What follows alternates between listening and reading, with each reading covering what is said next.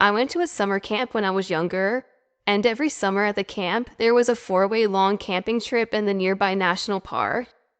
I decided to go on it, and our first day, we canoed for almost 7 hours into what seemed to be the middle of nowhere.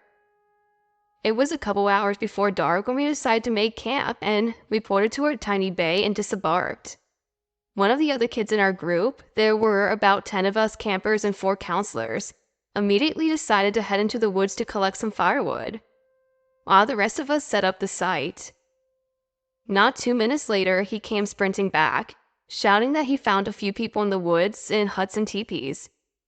I remember laughing along with everyone else. He was sort of a goofy guy, so we thought he was full of shit, until we noticed how serious he still was, so most of us decided to investigate. We slowly made our way through the dense forest, and less than 200 feet from the campsite was a clearing with people milling about.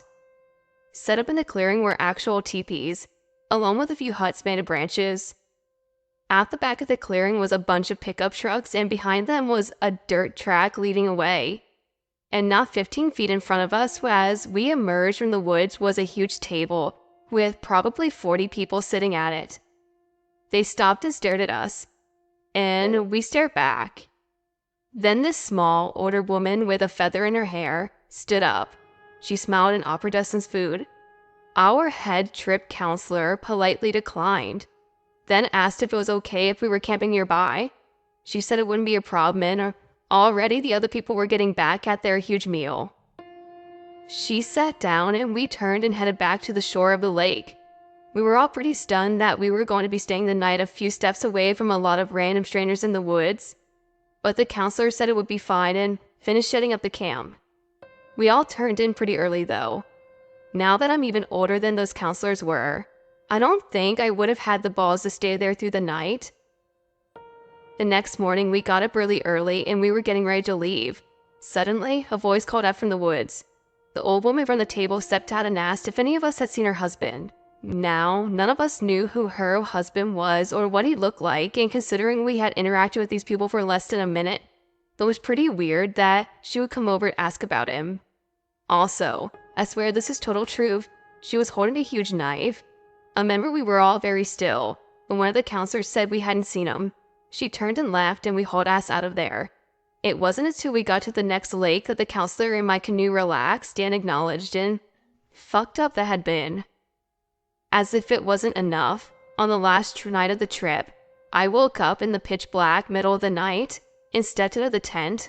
All 10 of us kids shared to go pee. When I was younger, I woke up to pee a lot, but it was the first time on this particular trip.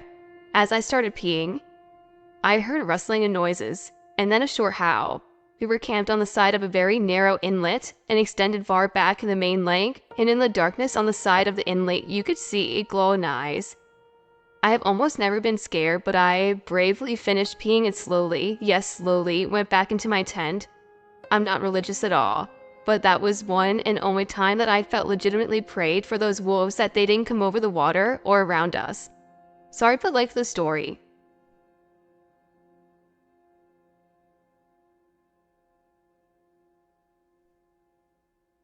November last year, me and my friend decided to drive up a car to Scotland to do some fishing and eventually make our way to Edinburgh. After the first day of catching some salmon and brown trout, we stored our catchers in the cooler box.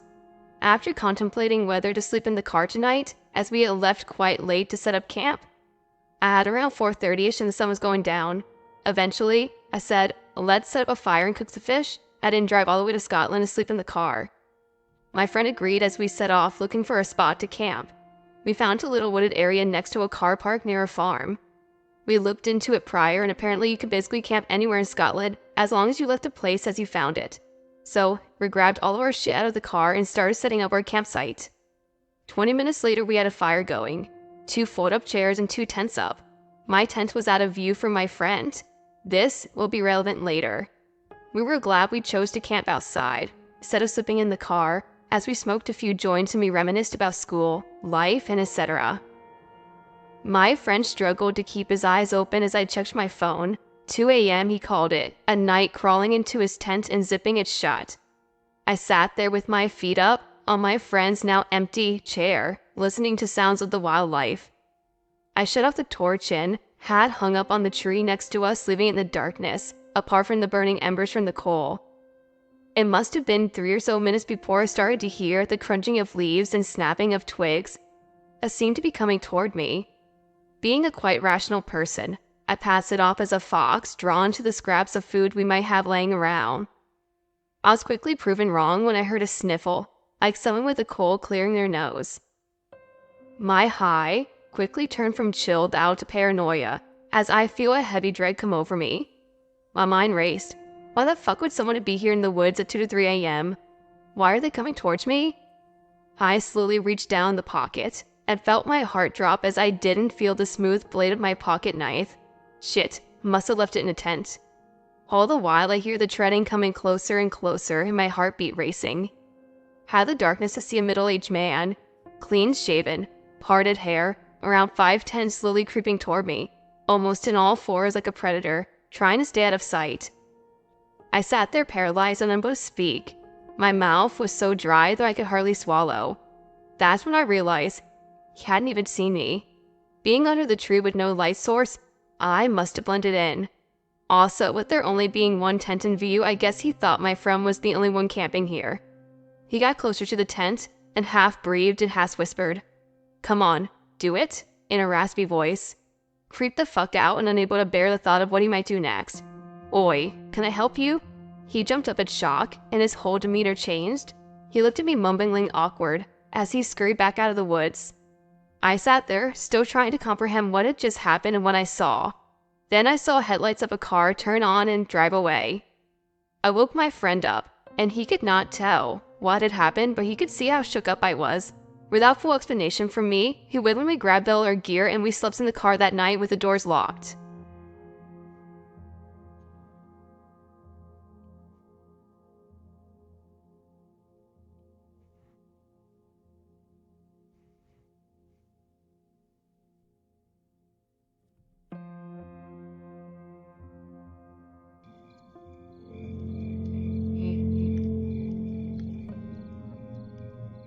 This one is a camping story from my younger years.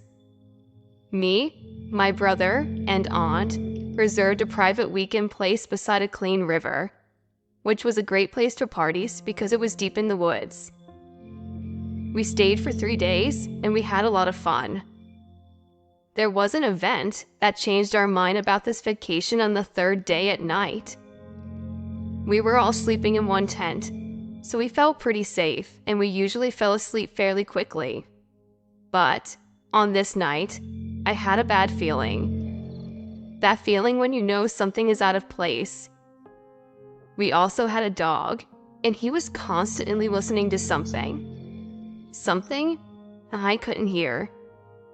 I was just lying there, barely awake, when I could just about hear a scream. It was a woman's scream.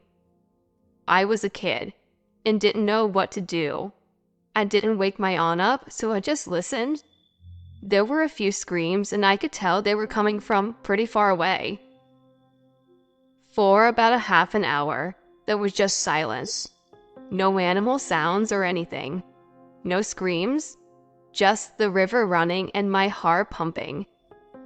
I almost got back to sleep when something shot me awake and my eyes were wide open. I could hear steps in the woods near our tent. These were definitely human steps, but the voices were strange. Like this person can manipulate the tone of the voice sounding almost demonic. By that point, my brother woke up and looked at me confused. I pressed my fingers to my lips to shut him up before he says anything. The steps drew closer as we almost shit ourselves. The steps stopped a few feet from our tent. There was a silence for a minute. I almost started crying when I could hear sniffing on the left side of my tent where my aunt was. I could just about smell this thing. It smelled like puke mixed with dog shit. It was awful. My aunt was a heavy sleeper and still asleep, so she heard nothing. We were frozen and scared out of our mind. We could hear the steps going back into the woods. Whatever this thing was, it sniffed and then was just gone. I was still scared out of my mind because I knew that no animal could make that noise.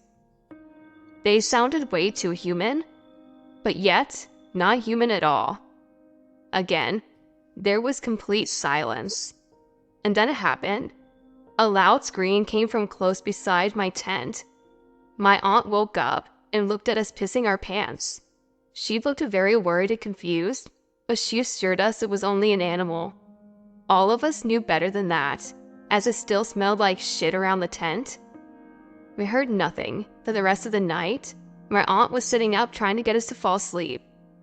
But nobody got any sleep that night. In the morning, we all packed up and got out of there as quick as we could. We looked around the tent and there were no footprints or anything. We told our aunt the story and wasted no time getting out of there. From that moment in my life, I knew there were things not many knew about. I'm no expert on what could have been, but it was definitely not human for sure.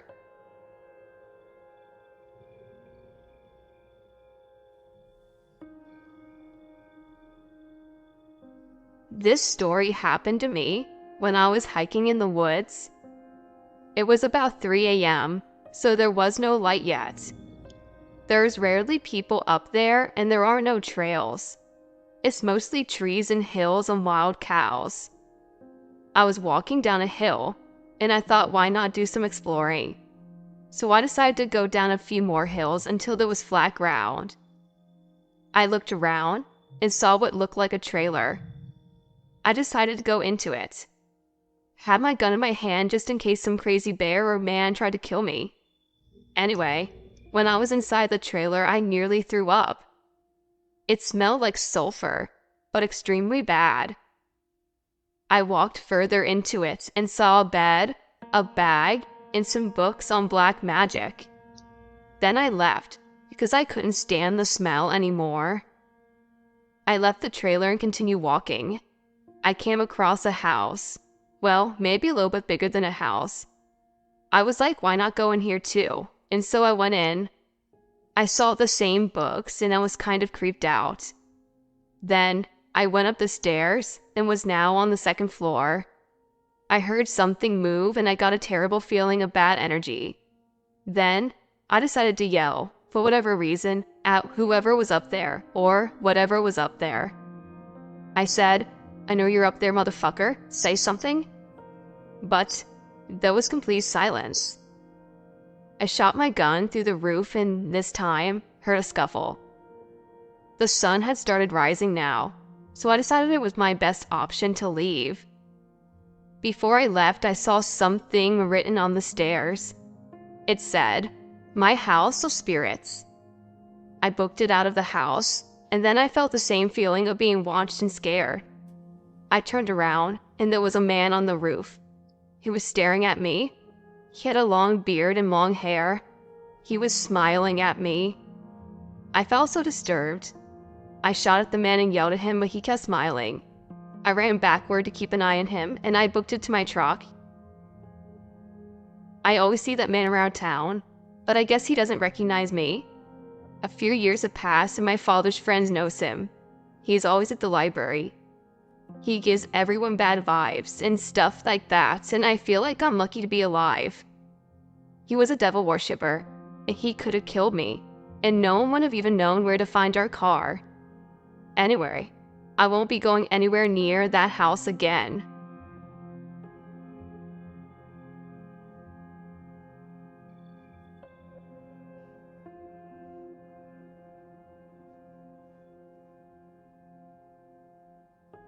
About 2 years ago, on a summer day, my dad and I went for a quick hike on the hills that overlook our city. On the hills, there are many reservoirs, many of which are surrounded by this woods of fir trees, and are places of great beauty and quiet usually. The particular reservoir we were hiking to provided us wonderful views of the city, and we knew the route well. However, since we had been hiking in the late afternoon, we only had an hour or so before dusk set in. We decided to walk fast. We trekked up the pebble path from the bump gate that loops around the reservoir. You can't actually see the water until you've scaled a small mound in front first. Well, Dad and I were nearing the mound, heading towards the water, when things got really strange. This man, probably in his 20s, was running barefooted and shirtless along the mound from one side to the other, back and forth, over and over again. Huh, I thought, that's odd. Yes, it was summer, but where I live, summer is not a guarantee of warmth. So, even though it was August, there was still a sharp chill in the air. Plus, we were quite a few feet up to the rush of winds and have made it too cold to run half naked like this. Maybe he was doing it all for a thrill, or maybe he was hammered. We didn't stay long enough to find out. As we approached the water, a good distance from the odd runner, we could see the remnants of a fire ahead of some fir trees. Then ashes, sands were littered in strips of burnt foil, and realized there must have been some drug use here. We thought that might explain our runner friend over there. The man was utterly oblivious to us, so we passed by and he seemed harmless enough. But when we were behind the woods, climbing over the rocky pathway, we saw another man stumbling and blinking like a drunk. His clothes were filthy.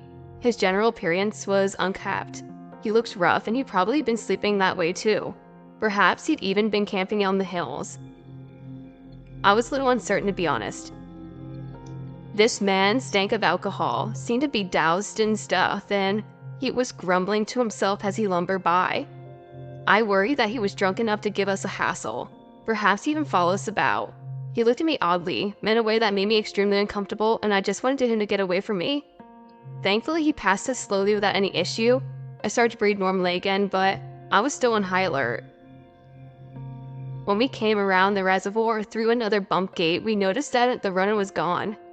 Didn't understand this, as I'd only seen him 5 minutes ago or so I looked around and tried to spot the man himself or his clothes, as I was curious about him. He'd been acting really weird, like he was completely out of it. So I was peering through trees, trying to peek over the reservoir mound. I even looked behind me, up onto the hill, in case he had snuck by us. It was coming up and I didn't see him. We were passing through the gap between some trees, and I was looking into the woods to see if I could find the runner between the firs. But then I saw something and stopped. And not just something, but someone sitting amongst the trees with dark eyes and face. Eyes that glared at me. What the hell? I was close enough to see that the lurker was a man. His clothes were baggy and his hair was long. I couldn't see his face too well, but I could see his mouth open, and I stared closely. It was like he was snarling at me, like a vicious animal. I was thinking to myself, what the fuck is he doing in the trees? He was crouching about 50 feet from us, quiet and alone. It occurred to me that he may have been the runner, but I soon realized that it couldn't have been the runner, because the runner returned, jogging along the mound about a minute later. The drunk we had passed had gone in another direction, and I hadn't seen anybody else up there. So it was really creepy to just see this person sitting there, lurking amongst the trees. I tried to pretend that I hadn't seen the creeper in the woods and continue walking. My heart rate was accelerating and my head gathered a cool sweat. The thought of him just watching us made me shiver. At least, my dad was with me. Walking back seemed to take an age, and my nerves made it difficult to move. I was tempted to look back around, but I didn't want him to know that I'd seen him, in case he panicked and took action. It was getting pretty dark now, and Mr. Lurker about twice as scary, so I wanted to get away from them all the weirdos, even the seemingly harmless ones. Back in the car, I told my dad about the man in the trees. He hadn't seen them. I don't know if my dad truly believed me. Perhaps he felt like I was exaggerating in the supposed malicious intent on the creep's face, but I swear he was scowling and snarling slightly at me. It was freaky. I'd never gone to this part of the hills late again due to this experience. It is truly a beautiful spot, and I love going there, but I guess you could say it's pretty dodgy around dusk.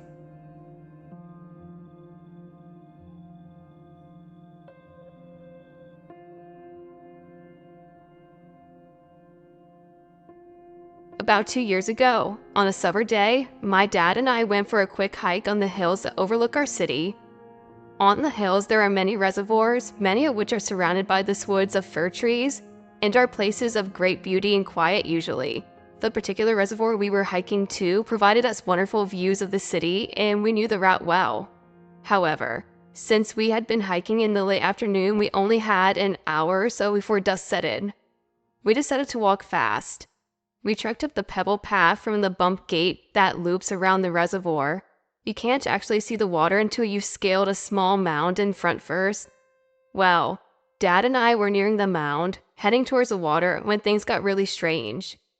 This man, probably in his 20s, was running barefooted and shirtless along the mound from one side to the other, back and forth, over and over again. Huh, I thought, that's odd. Yes, it was summer, but where I live, summer is not a guarantee of warms.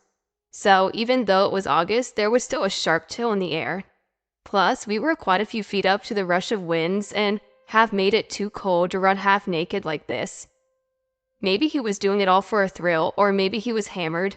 We didn't stay long enough to find out.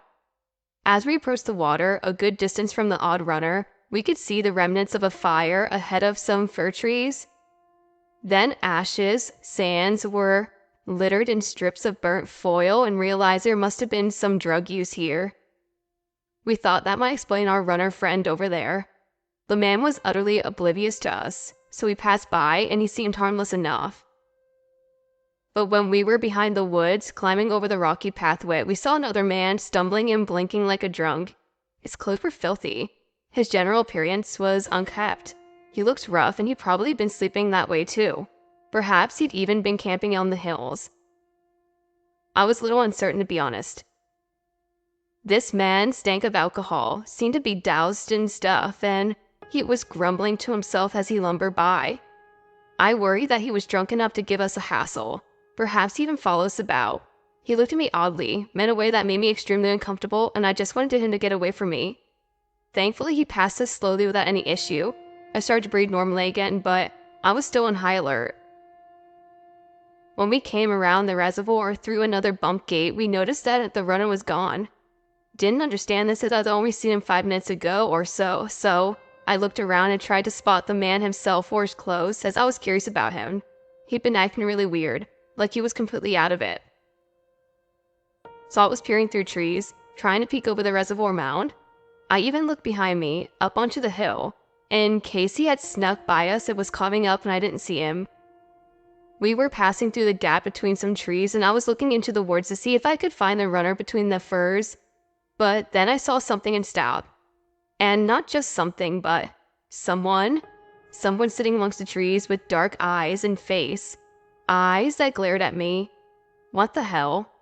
I was close enough to see that the lurker was a man. His clothes were baggy and his hair was long. I couldn't see his face too well, but I could see his mouth open, and I stared closely. It was like he was snarling at me, like a vicious animal.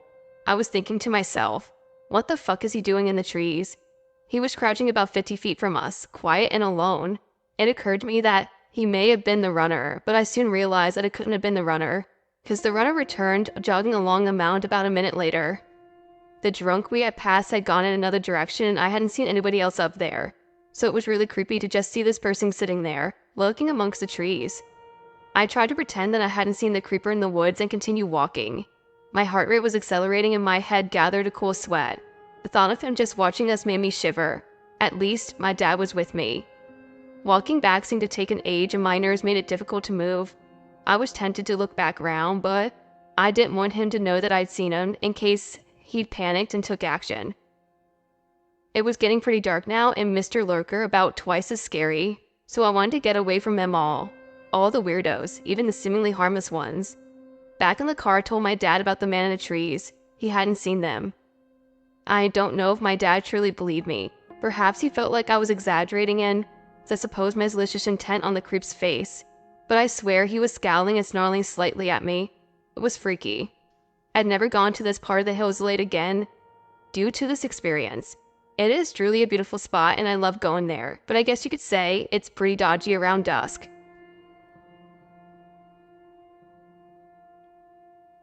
And my grandparents owned a trailer near Sacramento, New Mexico, in the Lincoln National Forest in the mid-90s, and my mother, 2 siblings, and I visited on a weekend sometime during that era. I had 2 teenage male cousins that were also visiting the same weekend.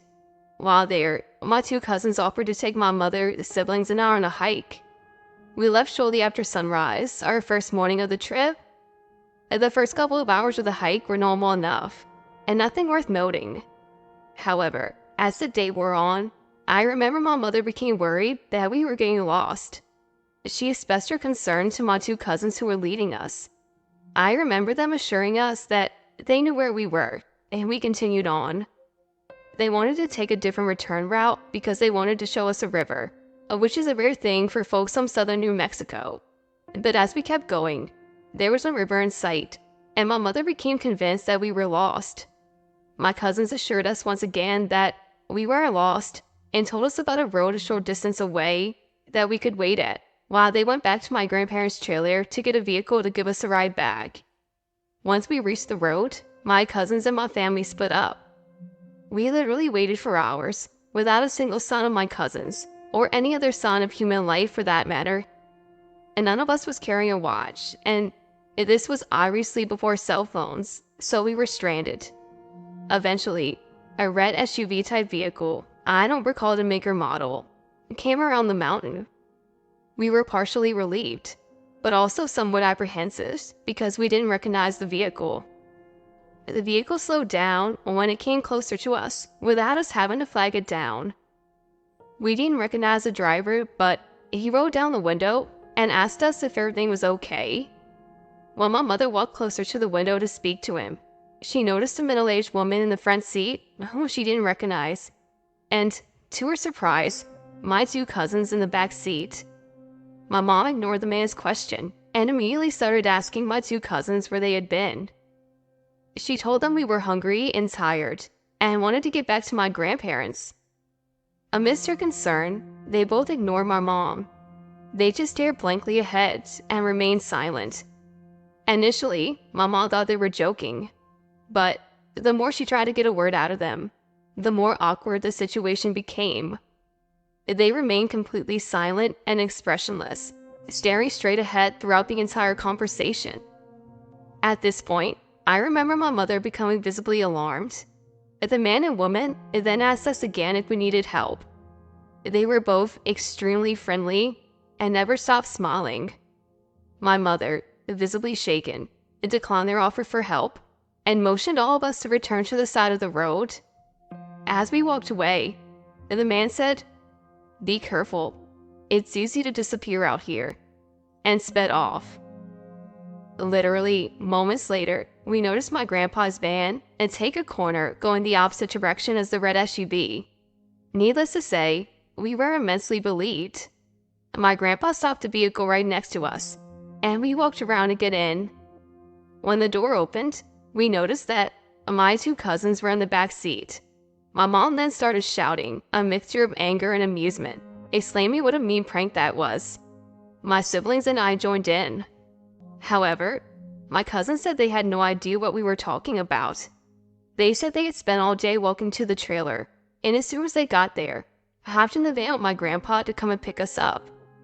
My grandpa and cousins looked shocked at our accusations, and it eventually turned into a very serious discussion, with everyone recalling their exact actions, along with a timeline of events. Even after all these years, and my cousins swear they're telling the truth.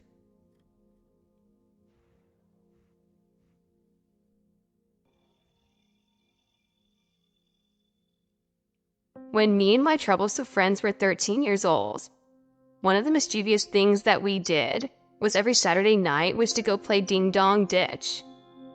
10 years ago, we lived the same block in a little suburban neighborhood. At the time, there was a lot less houses and a lot more woods. For privacy, I'm going to change my friends' names. There was Mark, James, and Matt. Mark and James were the ones to go and knock on the doors, and me and Matt, on the other hand, went and find hiding spots right away. We hit around 5 or 6 houses.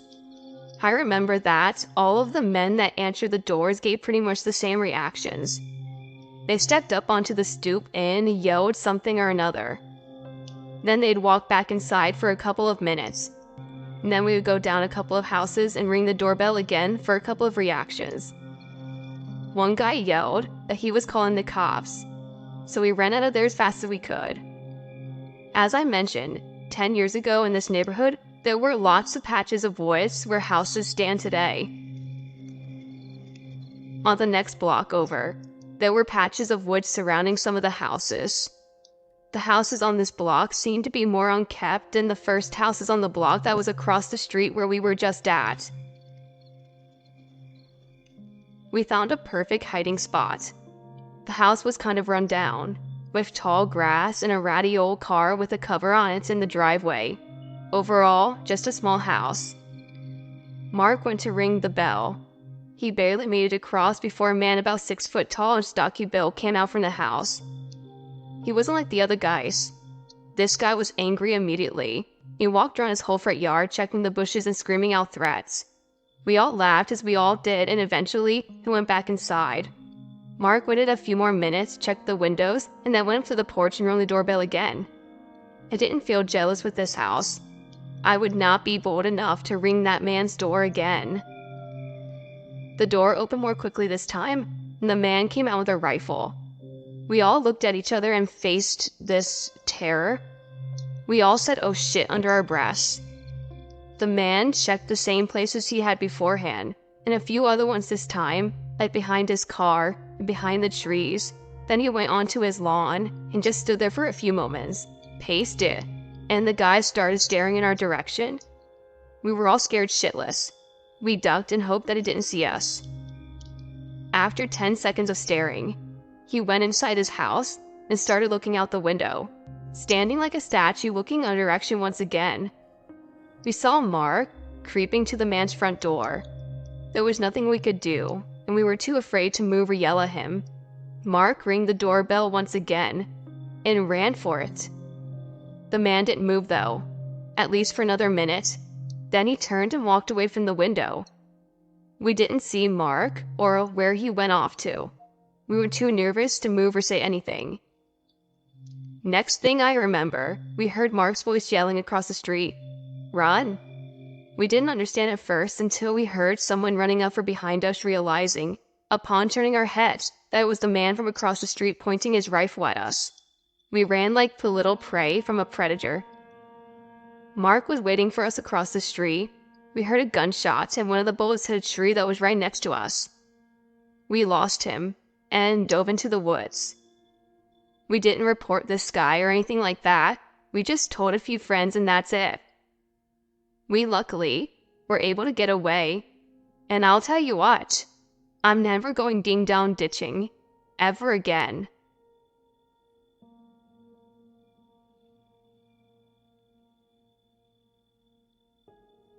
I live in a very rural part of Appalachia.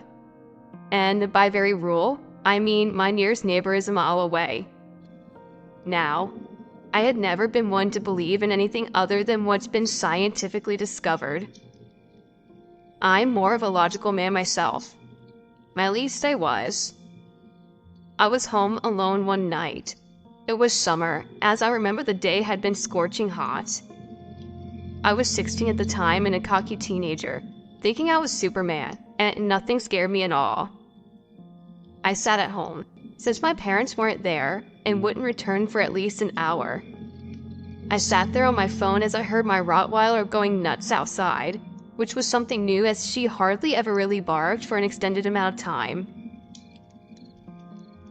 I stepped onto our porch and walked out into our yard, looking for what she was going on about.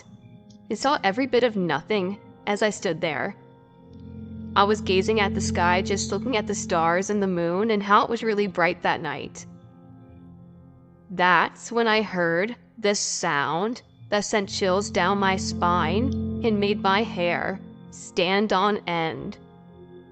This howling that started low, almost a growling noise, then it steadily got higher to the point that it sounded like a woman wailing. Now, I knew what my dog had been barking at. As I looked out, our freshly cut hayfield, I could see the silhouette of a tall figure darting through the tree line. Its strides were carefully placed and almost robotic-like. It moved fastly, faster than any human ever can move. I bolted into the house and called my parents and told them to come home straight away, that this thing was right beside our house. Whatever that thing was, it knew I was there before I even saw it. I had nightmares for months about it. I heard stories about Bigfoot having a spiritual connection with the land and had never believed in them until seeing this. After hearing it and seeing it, and having nightmares about the beast long after the encounter, I'm a true believer that something is always out there watching.